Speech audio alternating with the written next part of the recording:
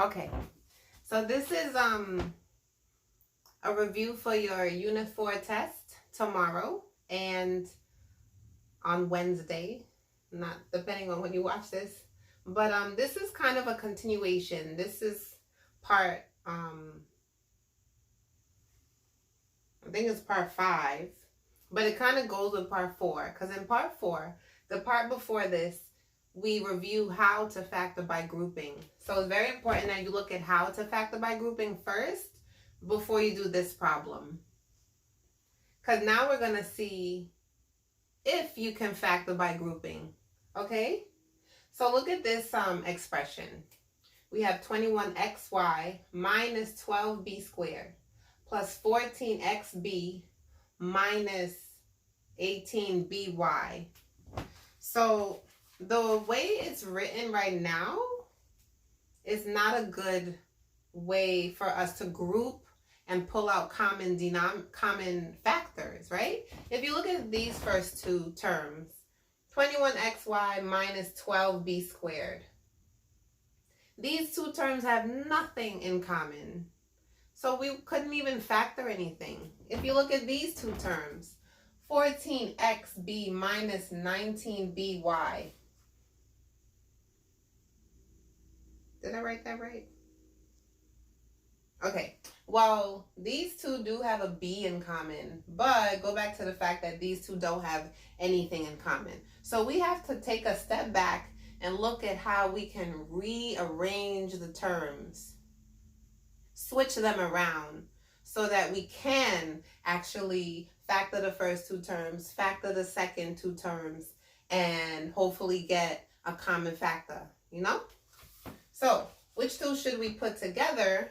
Well, this 21xy and this 14xb,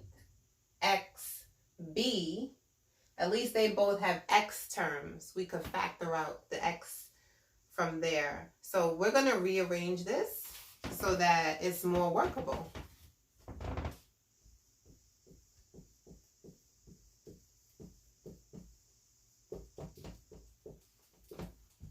So we're going to do 21xy plus 14xb. And then we're going to put this negative 12b squared minus 12b squared. And then just bring this one down at the end, 18by. Okay? Now these two terms have a common factor. And these two terms have a common factor. So hopefully when we factor, we'll get a common factor. Okay. So what can go into 21 and 14? What can go into 21 and 14? 7. And they both have an x term. So the greatest common factor is 7x. So we'll factor out a 7x and write the remaining factors inside. So 7x times what will give me 21 xy. Well, 7 times 3 is 21. And then I just need a y. So 7x times 3y is 21xy. Okay? All right. So 7x times what will give me 14xb? Well, 7 times 2 is 14. So I'm going to write plus 2. I already have an x, but I need a b. So 7x times 2b is 14xb. Okay? Let's look here now. I'm looking for what can go into both of these terms. But I also want to try to get this 3y plus 2b as my common factor. So I'm going to factor out the negative common factor. So 12 and 18, 6 is the greatest number that can go into both 12 and 18. So I'm going to factor out a negative 6. And they both have a b, right? B can go into this b, and b can go into b squared. So I'm going to factor out a 6b. Negative 6b can go into both of these terms. So now, what do we have to multiply by so that I get negative 12b squared? Well, negative 6 times 2 and b times b will give me b squared. So this is looking good. This is looking good. Even though it's not second like this one, at least I have a 2b and this is a 2b. Hopefully this is a 3y. You know what I'm saying? So let's check it out. Negative 6b times what will give me negative 18by? So we need a plus 3y. Because negative 6 times 3 is negative 18. B times y is by. So we actually do have the same factor.